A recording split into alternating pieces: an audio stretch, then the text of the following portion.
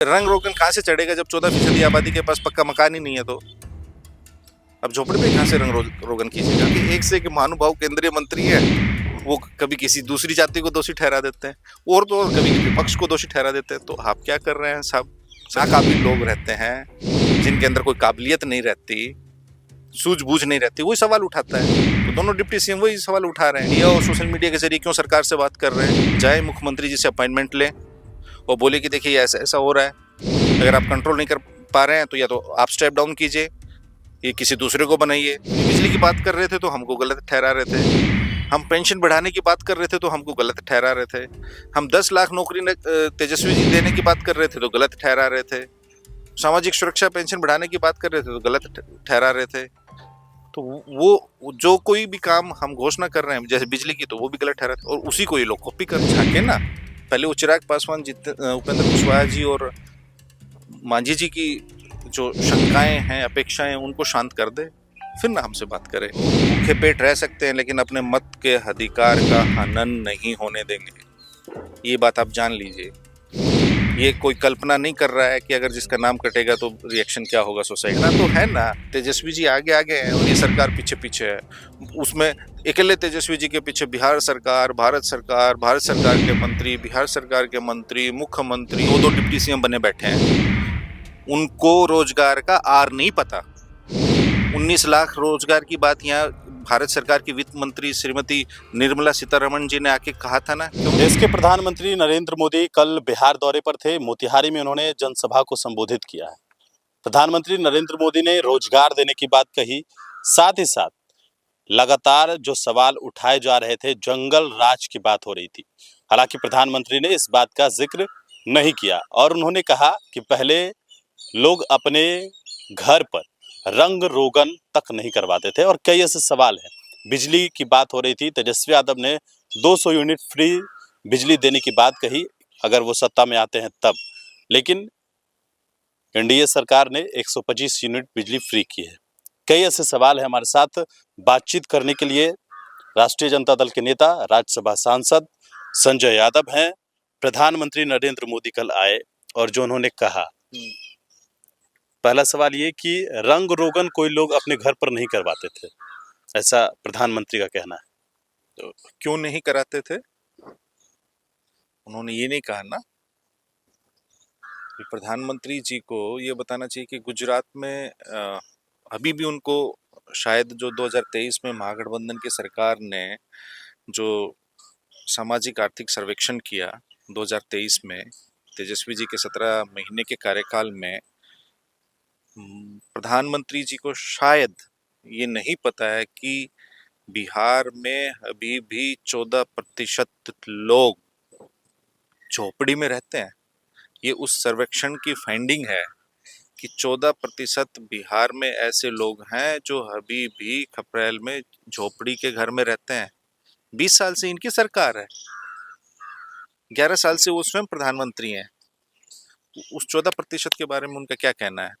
और प्रधानमंत्री जी ये बताएं कि 1990 में कितने प्रतिशत लोगों के पास पक्का घर था और कितने प्रतिशत के पास कच्चा घर था, और 2005 आते आते कितने प्रतिशत लोगों के पास कच्चा घर और पक्का घर था, तो वो बताएं।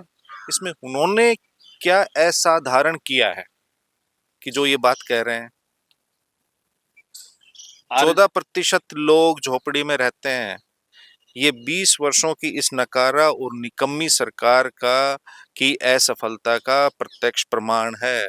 14% लोग झोपड़ी में रहते हैं बिहार के। उन्होंने कहा कि सबसे ज्यादा जो आवास है वो बिहार में दिया गया है। फिर मैं कहूँगा प्रधानमंत्री जी को सबसे पहले जो नीति आयोग, जो पीएमओ के नीचे काम करता है, उनकी आंकड़े पढ़ लेने चाहिए। और मैं ये ऐसा क्यों कह रहा हूँ, वो मैं इसलिए कह रहा हूँ कि सबसे अधिक गरीबी बिहार में है।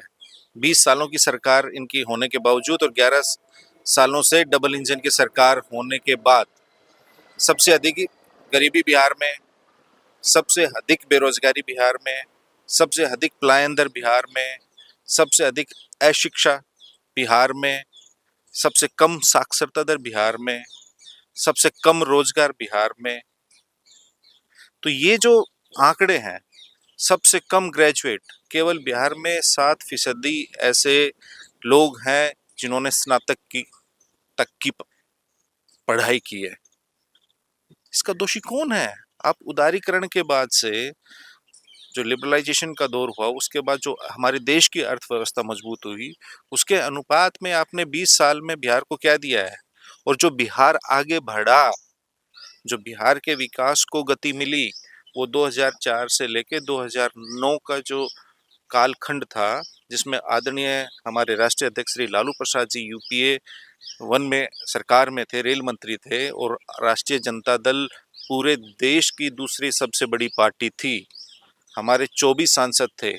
उन 24 सांसदों के बल पे, दिल्ली में हमारी ताकत के बल पे, यूपीए 1 में बिहार को, उस वक्त 2005 में सरकार बन गई थी एनडीए की, उन्होंने 2 लाख करोड़ उस 5 वर्ष में दिया बिहार को। क्यों दिया? क्योंकि 1990 से लेकर 2005 तक उन्होंने देखा जिस प्रकार से बिहार के साथ भेदभाव हुआ, बिहार के विकास कार्यों के लिए राशि आवंटित नहीं की जाती थी। क्यों नहीं की जाती थी? 1998 से लेकर 2004 तक कितने वर्ष हुए? 6 वर्ष श्रद्धेय श्री अटल बिहारी वाजपेयी जी की सरकार थी, और बिहार अकेला ऐसा प्रदेश था जिसमें 1 दर्जन से अधिक कैबिनेट मंत्री भारत सरकार में थे। उनका पोर्टफोलियो बताऊं? नीतीश जी रेल मंत्री थे, स्वर्गीय रामविलास पासवान जी मंत्री थे, स्वर्गीय जॉर्ज फर्नांडिस साहब मंत्री थे, सीपी ठाकुर जी मंत्री थे, शत्रुघ्न सिन्हा जी मंत्री थे, हुकुमदेव नारायण यादव जी मंत्री थे, दिग्विजय सिंह जी मंत्री थे। कितने 12 कैबिनेट मंत्री, इवन देश के खजाने के मंत्री यशवंत सिन्हा जी बिहार से थे, वो मंत्री थे। 12 कैबिनेट मंत्री, श्री शरद यादव जी उस वक्त एनडीए में थे, वो बिहार से मंत्री थे। कृषि, स्वास्थ्य, सड़क एवं परिवहन, रेल, वित्त, जल संसाधन, ये जो सब इम्पोर्टेंट विभाग थे वो एनडीए की सरकार में थे, और इन विभागों के मंत्रियों ने, जो कि उस वक्त एकीकृत बिहार था, बिहार और झारखंड, उस वक्त जो मंत्री थे उन्होंने बिहार को क्या दिया? और अकेले लालू प्रसाद यादव जी ने 2004 से लेकर 2009 तक 2 लाख करोड़ रुपए दिया, और पंचवर्षीय योजना के अतिरिक्त 40,000 करोड़ रुपए बिहार को प्रतिवर्ष मिलता था। जितने ये पुल पुलिया, पटना से लेके हर जगह ग्रामीण सड़कें, 1 लाख किलोमीटर से अधिक ग्रामीण सड़कें यूपीए 1 में बनी। स्वर्गीय रघुवंश प्रसाद सिंह जब ग्रामीण विकास मंत्री थे भारत सरकार के, आरजेडी के कोटे में वो विभाग था, ग्रामीण विकास विभाग भारत सरकार का। बिहार में 1 लाख किलोमीटर से अधिक सड़कें बनी, और आपकी जानकारी के लिए बता दूं, एक से एक मत 30 मार्खा जो इस सरकार में बैठे हुए हैं, उनसे पूछेगा जो 2004 से 9 के बीच में बिहार की ग्रामीण सड़कें बनी पीएमजीएसवाई के नीचे, उसके बाद से वो सड़कें खराब हैं। सरकार यहाँ एनडीए की है, केंद्र में भी 10-11 साल से एनडीए की सरकार है। आपको पता है गिरिराज सिंह भी भारत सरकार में ग्रामीण विकास मंत्री रहे हैं? कौन कोई जानता है उनको? उन्होंने बिहार को जब मैं तो आपको बताऊं कि 15 से 17 जब तेजस्वी जी भी मंत्री थे, बाद में अभी भी बीच में थे, ग्रामीण कार्य विभाग तेजस्वी जी थे, तो वो उन्होंने चिन्हित की वो 26,000 किलोमीटर सड़कें जो 2004 से 2009 के बीच बनी थी। उन सड़कों की जो पीएमजीएसवाई की योजनाएं जो रघुवंश बाबू के समय, लालू जी जब यूपीए 1 में थे उस टाइम बनी, उनकी दयनीय स्थिति है। वो 26,000 किलोमीटर सड़कें, और अब जब चुनाव आया है तो ये हर जगह सरकारी पैसे से जाके जिला जिला जो उद्घाटन के कार्यक्रम का दिखावा कर रहे हैं, क्या वो बनेंगी? चुनाव आया तो ये शिलान्यास, वो भी ग्लोबल टेंडरिंग करके। तो काम जो विकास कार्य किए श्री लालू प्रसाद जी ने, मैं वो तुलनात्मक अध्ययन कर रहा हूँ। आपने जो प्रधानमंत्री जी की बात कही, उनको नीति आयोग के ये देखने चाहिए। प्रधानमंत्री जी बताएं ना, 20 साल से आपकी सरकार है, 11 साल से आप केंद्र में है, बिहार का प्रति व्यक्ति निवेश सबसे कम क्यों है? और बिहार की प्रति व्यक्ति आय सबसे कम देश में क्यों है? मतलब आप ना तो बिहार के जो 14 करोड़ बिहारवासी हैं उनकी आय को बढ़ाने का कोई उपाय कर रहे हैं, ना बिहार में कोई निवेश बढ़ाने का उपाय कर रहे हैं। 14 करोड़ आबादी, जो देश का तीसरा सबसे बड़ा प्रदेश है बिहार, मतलब हर 10वां भारतीय बिहारी है। आप उनके उत्थान की, उनकी उन्नति की, शिक्षा स्वास्थ्य के सेक्टर में, क्षेत्र में आप क्या दे रहे हैं? खाली जुबानी खर्च करने से काम नहीं चलेगा ना।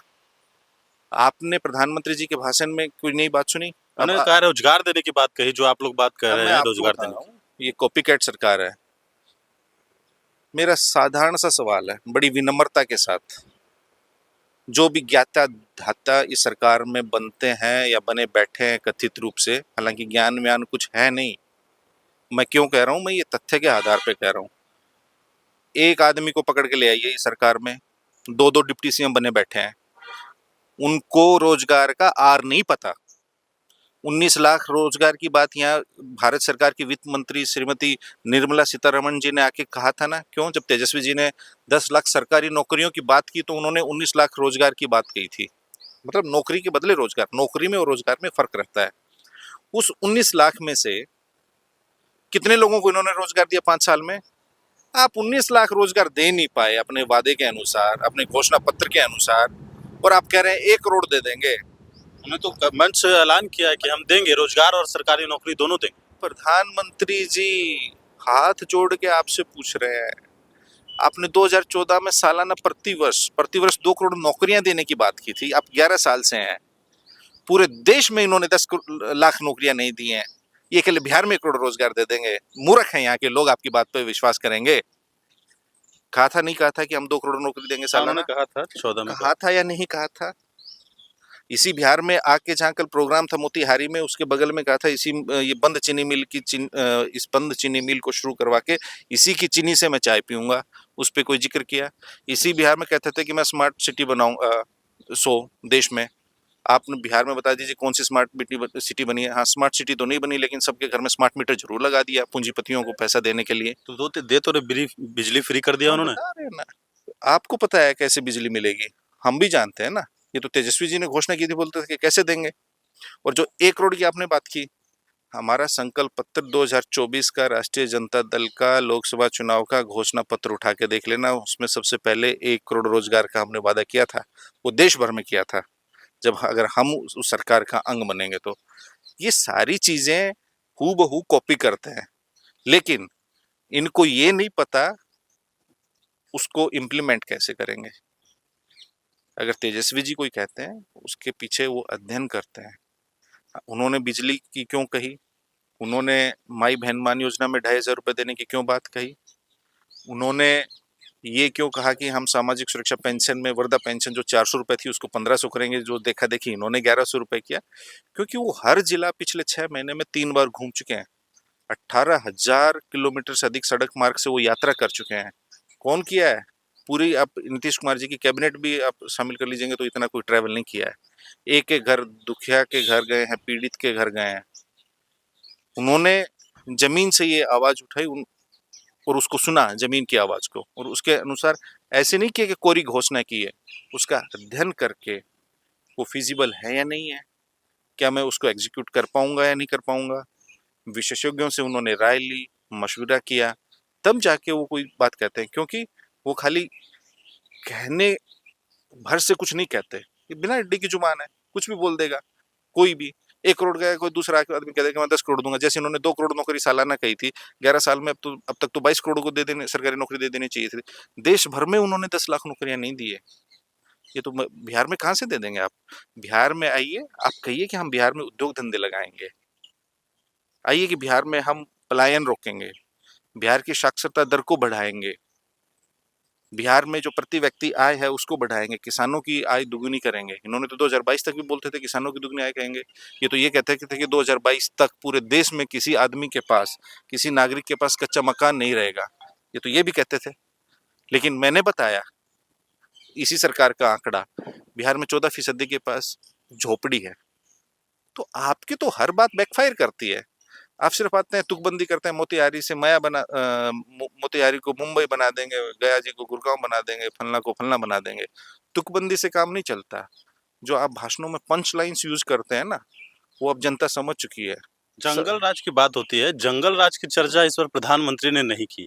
हालांकि रंग रोगन नहीं चढ़ता, ये बातें उन्होंने कही, लेकिन जंगल राज की बात नहीं की। रंग रोगन कहाँ से चढ़ेगा जब 14% आबादी के पास पक्का मकान ही नहीं है? तो अब झोपड़ी पे कहाँ से रंग रोगन कीजिएगा? और 14% आबादी के पास अगर झोपड़ी नहीं है तो उसका दोषी कौन है? 20 साल से आप बैठे हैं सरकार में, डबल इंजन की सरकार है। और रही बात जंगल राज की, उनके मुंह से एक बार भी जंगल राज शब्द नहीं निकला। क्यों नहीं निकला? क्योंकि वो एनसीआरबी के आंकड़े देख लिए होंगे। इसी सरकार में, एनडीए की सरकार में 20 साल में 65,000 से अधिक हत्याएं हुई हैं। 65,000 मर्डर हुए हैं बिहार में नीतीश जी के शासन में। आप समझ लीजिए 65,000 बहनों के भाई मरे हैं, किसी के पिता मरे हैं, किसी के बेटा मरे हैं, क्योंकि बदहाल विधि व्यवस्था। 65,000, 25,000 अपहरण हुए हैं, सॉरी 25,000 बलात्कार हुए हैं, 1 लाख अपहरण हुए हैं। कौन दोषी है भाई इनका? इसी सरकार में हुआ है। और आप देख रहे हैं आज भी 10 आदमी हत्याएं हो चुकी हैं, कल भी हुई हैं, परसों भी हुई हैं। कभी मौसम को दोषी ठहरा देती है पुलिस, कभी किसानों को दोषी ठहरा देती है, कभी बेरोजगारी को दोषी ठहरा देती है। और तो और इनके एक से एक महानुभाव केंद्रीय मंत्री है, वो कभी किसी दूसरी जाति को दोषी ठहरा देते हैं, और तो और कभी विपक्ष को दोषी ठहरा देते हैं। तो आप क्या कर रहे हैं साहब सरकार में बैठ के? मतलब आपका इकबाल खत्म हो चुका है। इनके अंदर आत्मबल और आत्मविश्वास ही नहीं बचा कि हम कैसे कंट्रोल करें। और ये सामूहिक चिंतन का विषय है बिहार के लिए कि अपराध, गुंजन खेमका की 2018 में हत्या होती है, फिर उनके पिता की 2025 में भी हो जाती है। ये एक केस स्टडी करने लायक विषय है। लेकिन वो लोग सवाल उठाते हैं, जब भी कोई सवाल उठाते हैं तो लालू प्रसाद यादव के शासनकाल के ऊपर सवाल उठाते हैं। ललन सिंह ने आज भी सवाल उठाया, उन्होंने कहा कि पहले सड़कें नहीं थी। मैं जो लोग हैं ना, मैंने कहा आप ये बताइए ना कि आपने 11 साल में क्या किए। आपको पता है बिहार से कितने केंद्रीय मंत्री हैं? मैं पूछता हूं आपके चैनल के माध्यम से बिहार वासियों से, आप ये बताइए बिहारवासी कि केंद्र में बिहार से कितने मंत्री हैं? नंबर 1। नंबर 2, अगर हैं तो आपको पता है उनका विभाग कौन सा है? नंबर 3, अगर वो जिस विभाग के मंत्री हैं उस विभाग से उन्होंने बिहार को क्या दिया है? लालू प्रसाद जी ने जो इनके साम्राज्य को तोड़ा, जिन्होंने इस सोच को विखंडित किया, अभी भी वो 220 साल से आप सरकार में बैठे हैं। और आप अब दोष दे दीजिएगा, अभी हमारे नेता ने कहा कि कल ही कहा कि सम्राट अशोक को, चंद्रगुप्त मौर्य को, शहंशाह सूरी को कि वो काम नहीं करने दे रहे। कौन कहता है सड़कें नहीं थी? आप ये बताइए जब बिहार में 2005 में सड़कें थी, प्रति व्यक्ति कितनी किलोमीटर सड़कें थी, आज कितनी है? उसमें बनाया किसने? वो तो भारत सरकार के 2004 से लेकर 14 में जो बिहार को पैसा मिला उससे हुआ। आपने 2015 में यही आरा के रमना मैदान में जो पैकेज की घोषणा की थी उसका स्टेटस बताइए ना। आप अपने विभाग का बताइए ना कि आपने आपके विभाग ने बिहार को क्या दिया है। और आप ये बताइए ना कि 2005 में हर बिहारी पे प्रति व्यक्ति कर्ज कितना था और आपके शासन में कितना है? आपको पता है? आपकी जानकारी के लिए बता दूं, प्रतिदिन बिहार सरकार 65 करोड़ रुपए ब्याज देती है। इतना कर्ज उठा रखा है इन्होंने, 65 करोड़ रुपए प्रतिदिन का खाली ब्याज देती है। आप लाद रहे हो। और पहले ये 2005 से पहले राज्य सरकारों के पास ये सुविधा नहीं थी कि वो डायरेक्ट किसी से कर्ज लेके विकास कार्य करा सके। लेकिन अब तो बिजली फ्री करने की बात कर रहे हैं, तो क्या अब उसमें भी कर्ज बढ़ेगा? आप देख लीजिएगा ना, यही मुख्यमंत्री जी बोलते थे कि बिजली फ्री करने से गलत कोई निर्णय नहीं हो सकता, ये हो ही नहीं सकता। उन्होंने किया है।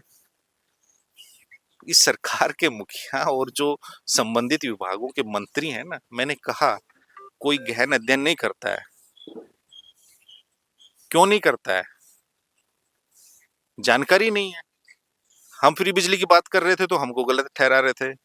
हम पेंशन बढ़ाने की बात कर रहे थे तो हमको गलत ठहरा रहे थे। हम 10 लाख नौकरी तेजस्वी जी देने की बात कर रहे थे तो गलत ठहरा रहे थे। सामाजिक सुरक्षा पेंशन बढ़ाने की बात कर रहे थे तो गलत ठहरा रहे थे। तो वो जो कोई भी काम हम घोषणा कर रहे हैं जैसे बिजली की, तो वो भी गलत ठहरा है और उसी को ये लोग कॉपी करते हैं। अब आप लोग क्या करेंगे? क्योंकि 1100 रुपये आपने 1500 पेंशन कहा, 1100 उन्होंने कर दिया। आपने कहा बिजली फ्री करेंगे, 125 यूनिट उन्होंने फ्री कर ये दिया। तो बेसिक नीड थी। अब क्या करेंगे तो आप देखिएगा ना। सारी घोषणाएं तो उन्होंने कॉपी कर ली। अरे आप देखिए, हम जमीन से जुड़े हैं, हमको पता है जमीन पे कितनी समस्याएं हैं। ये तो हम 10 महीने से कह रहे हैं। अब ये चुनाव आया तो 1 महीने पहले ही करके दिखा रहे हैं। जनता अपने जैसा ही जनता को समझते हैं। जनता बहुत जागरूक है, सामाजिक रूप से भी राजनीतिक रूप से। और क्या करेंगे तेजस्वी जी, वो तो अपने वो बताएंगे ही अभी। लेकिन इतना तो है ना, तेजस्वी जी आगे आगे हैं और ये सरकार पीछे पीछे है। उसमें अकेले तेजस्वी जी के पीछे बिहार सरकार, भारत सरकार के मंत्री, बिहार सरकार के मंत्री, मुख्यमंत्री, दो दो left right loud foul deputy CM's, अकेले तेजस्वी 36 साल के युवा के पीछे लगे हुए हैं, अकेले सरकार को नचा रहे हैं। वो प्रधानमंत्री जी मुखिया के चुनाव की तरह आ रहे हैं बिहार, लेकिन क्या देके जा रहे हैं? उनके पास कुछ बोलने के लिए है? आप ही बता दीजिए, कल के भाषण में आपको क्या नई चीज मिली? उन्हें रोजगार की बात उन्होंने कही, हम हाँ, रोजगार देंगे। 20 साल से तो आप नहीं दे रहे थे, 11 साल से आप हैं। वो तो 19 लाख की मैंने कहा कि पिछले 2020 में भी की थी, और 2014 में 2 करोड़ सालाना की बात की थी। पहले वो 22 करोड़ नौकरियों और रोजगार का तो हिसाब दे दें आप, तब ना आप आगे 1 करोड़ की बात कीजिएगा। आप 10 लाख सरकारी नौकरी दे नहीं पाए हैं, आप 1 करोड़ रोजगार की बात करें। और रोजगार कहाँ से दीजिएगा? आपको ब्लूप्रिंट बताना ना पड़ेगा कि मैं 1 करोड़ रोजगार कहाँ से दूंगा।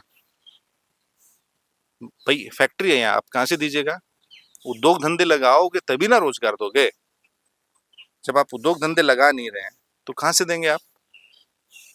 हम तो बता रहे थे ना कि हम 10 लाख नौकरी देंगे तो ऐसे ऐसे देंगे, जो इन महानुभावों को ये भी नहीं पता था कि इतनी रिक्तियां भी हैं विभाग में। अभी तो बहुत कुछ है, देखते जाइए ना। नहीं, एक सवाल ये भी है कि आप लोग लगातार एसआईआर प्रक्रिया को लेकर सवाल उठा रहे हैं। आज मीटिंग भी होने वाली थी इंडिया अलायंस की, क्या मीटिंग है, वर्चुअल मीटिंग है, वर्चुअल होगी। मीटिंग है? हाँ, लेकिन क्या आगे क्या प्रक्रिया रहेगी? नेता प्रतिपक्ष ने लेटर लिखा है प्रक्रिया कि ऐसा है, जनता प्रक्रिया बताएगी। अब लोग भूखे पेट रह सकते हैं, लेकिन अपने मत के अधिकार का हनन नहीं होने देंगे, ये बात आप जान लीजिए। ये कोई कल्पना नहीं कर रहा है कि अगर जिसका नाम कटेगा तो रिएक्शन क्या होगा सोसाइटी में। तो वो तो जब बीजेपी वाले लोग ये क्यों कह रहे हैं कि आप लोग हार से डर रहे हैं अरे इसलिए भाई, इस तरीके से सवाल? हमने बीजेपी से सवाल पूछा है। हम सवाल पूछ रहे हैं चुनाव आयोग से, बीजेपी वाला ऊपर से टपक रहा है। Who are you, who are you, we are not asking you anything. हम चुनाव आयोग से पूछ रहे हैं, आप कूद रहे हैं, तो मतलब दाल में काला है, मतलब दाल में काला है। चुनाव आयोग अगर इंडिपेंडेंट इंस्टीट्यूशन है और हम उनसे कुछ क्वेश्चन कर रहे हैं उनकी कार्यशैली पे, ट्रांसपेरेंसी को लेके, तो बीजेपी को क्या तकलीफ है भाई? इसका मतलब आप मिले हुए आपके कहने से कर रहा है वो। 35 लाख वोटर का नाम कट रहा है, इस तरह की बातें आ रही है। भाई कट रहा है तो सब डिटेल्स आएंगी ना। कट रहा है ऐसे थोड़ी कोई काट देगा। आपका कटेगा तो आप क्या कीजिएगा, हम आपसे पूछते हैं। आपका अगर वोट कटेगा, इन्होंने ये कह दिया कि आप शिफ्ट कर गए, या फलना डेथ हो गया, या फलना का डुप्लीकेट है, तो आप क्या करिएगा? आप क्या करेंगे? तेजस्वी यादव को दोषी ठहराएंगे, या बीजेपी वालों को ठहराएंगे, या चुनाव आयोग को दोषी ठहराएंगे? चुनाव तो, आयोग रिवीजन कर तो रही है। हम चुनाव आयोग से सवाल पूछ रहे हैं, वही तो आप ही का सवाल का जवाब आप ही ने दिया है ना। तो बीजेपी वाला क्यों बीच में पड़ रहा है भाई? कह रहे हैं कि हार के डर से बौखलाए हुए हैं, इसलिए कभी चुनाव आयोग पर, कभी सरकार हार के के डर ऊपर। से तो आप बौखलाए हुए हैं। प्रधानमंत्री जी जिनको देश भर देखना होता है, आप उनको लाला के यहाँ बिहार बुला रहे हैं। बौखलाए तो आप हैं। बौखलाए बौखलाए हुए तो आप है ना, जो सरकारी खर्चे से 100 करोड़ रुपए बिहार का खर्च करके प्रधानमंत्री जी को बुलाते हैं। अच्छा, एक और सवाल और और, और जीप में खाली जेडीयू और बीजेपी के लोग रहते हैं, बेचारे 3 को तो पूछते ही नहीं है, उनको तो चढ़ाते ही नहीं है जीप में। चिराग पासवान ने क्राइम के ऊपर सवाल उठाया है। केंद्र में मंत्री हैं और बिहार में उनके परिवार के लोग आयोग में सदस्य भी हैं, लेकिन जिस प्रकार से उन्होंने सवाल उठाया उसको आप कैसे देख रहे हैं? भैया वो केंद्र सरकार में मंत्री हैं, and a cabinet minister is equal to a chief minister, right? So if he has any options, why he is talking through media and the social media? वो मीडिया और सोशल मीडिया के जरिए क्यों सरकार से बात कर रहे हैं? जाए मुख्यमंत्री जी से अपॉइंटमेंट लें और बोले कि देखिए ऐसा ऐसा हो रहा है, अगर आप कंट्रोल नहीं कर पा रहे हैं तो या तो आप स्टेप डाउन कीजिए, ये किसी दूसरे को बनाइए, या हमें जिम्मेवारी दीजिए, या उनको कुछ आइडिया है कि वो कैसे क्राइम पे कंट्रोल कर सकते हैं तो उनको वो सार्वजनिक करना चाहिए। या जो बिहार सरकार के मंत्री हैं उनके साथ, वो भी कैबिनेट मंत्री हैं भाई भारत सरकार के, देश के गृह मंत्री जी से बात करें, प्रधानमंत्री जी से बात करें, इंटरवीन करें, उनके सांसद हैं, ये सरकार का पार्टनर हैं वो। तो वो खाली मीडिया में क्यों बात कर रहे हैं, हम ये जानना चाहते हैं। डिप्टी सीएम भी सवाल उठा रहे हैं अपने ही सरकार के ऊपर, विजय सिन्हा सवाल उठाए हैं। ये तो नाकाबिल लोगों की पहचान है ना, जो नाकारा और नाकाबिल लोग रहते हैं, जिनके अंदर कोई काबिलियत नहीं रहती, सूझबूझ नहीं रहती, वही सवाल उठाता है। तो दोनों डिप्टी सीएम वही सवाल उठा रहे हैं, तो उनको वही तो कह रहा हूँ। मुख्यमंत्री जी आपसे बात नहीं करेंगे, ना कोई ब्रीफिंग देंगे, खाली रिटर्न में एक आ जाता है। तो वही है ना कि अदृश्य रूप से ये सरकार चला कौन रहा है? सवाल ये है, आप एक बात बताइए, किसी बिहारवासी की हत्या होती है तो दुख तकलीफ तो होती है, पीड़ा होती है, उसका दोषी कौन होता है? सरकार क्या करती है कि खाली बहाने ढूंढती है, बोल एक दूसरे के कोर्ट में फेंकते हैं। जब तक ये सरकार अपनी कमी को, अपनी खामी को और समस्या को ही नहीं स्वीकार करेगी, मेरे अंदर क्या खामी है, जब तक मैं स्वीकार नहीं करूंगा तो उसको दूर कैसे करूंगा? जब अपराध एक समस्या बन चुकी है, उसको ये सरकार स्वीकार ही नहीं कर रही है तो उसको दूर कैसे करेगी? मतलब अपराध को नहीं स्वीकारना अपने आप में प्रमाण है कि ये सरकार उसको लेके गंभीर नहीं है।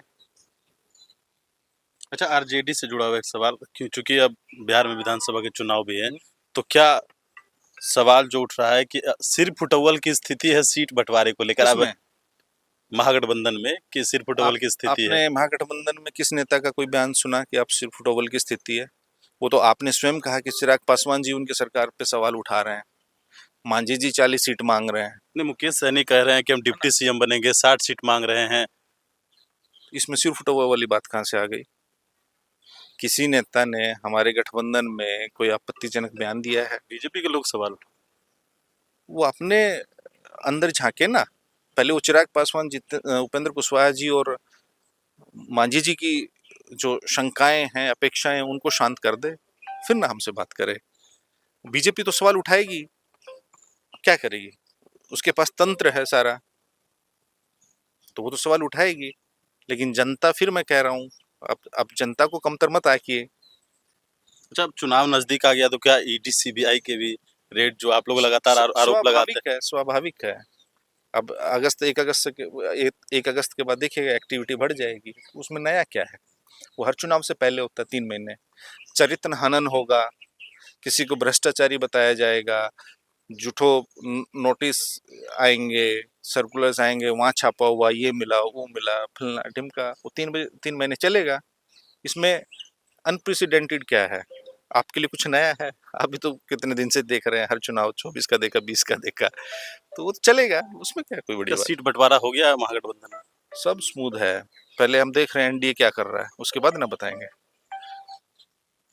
चलिए, बिल्कुल। तो हमारे साथ राज्यसभा सांसद संजय यादव थे। कई सवाल प्रधानमंत्री से जुड़ा हुआ, आरजेडी से जुड़ा हुआ, या जिस प्रकार से लगातार जो सवाल क्राइम को लेकर उठ रहा है, तो तमाम सवालों का जवाब आपने सुना है। ये थे राज्यसभा सांसद तेजस्वी यादव के पार्टी के चाणक्य कहे जाने वाले संजय यादव। तो गणेश फाउंडेशन के साथ सहयोगी गौतम के साथ मैं रंजन सिंह।